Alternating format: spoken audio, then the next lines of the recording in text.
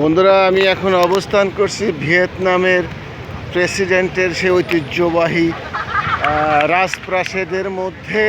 এখান থেকে আমি আপনাদের কিছু দৃশ্য দেখানোর জন্য চেষ্টা করছি, আশা করি ভালো লাগবে।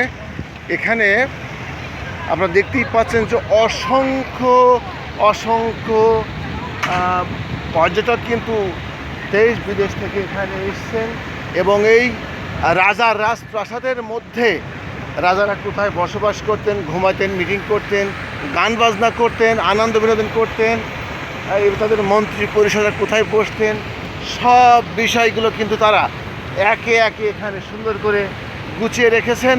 আর সেই জিনিসটাই কিন্তু আমি আপনাদের ক্ষুদ্র পরিসরে হলেও দেখানোর চেষ্টা করছি। বন্ধুরা, আশা করি ভালো লাগবে। আর যদি ভালো লেগে থাকে অবশ্যই একটি শেয়ার এবং লাইক দিয়ে আমাকে ধন্যবাদ জানাবেন। আমি এই প্রত্যাশায় মোহাম্মদ মিজানুর রহমান, ভিয়েতনাম রাজার বাড়ি থেকে। ধন্যবাদ। আল্লাহ হাফেজ।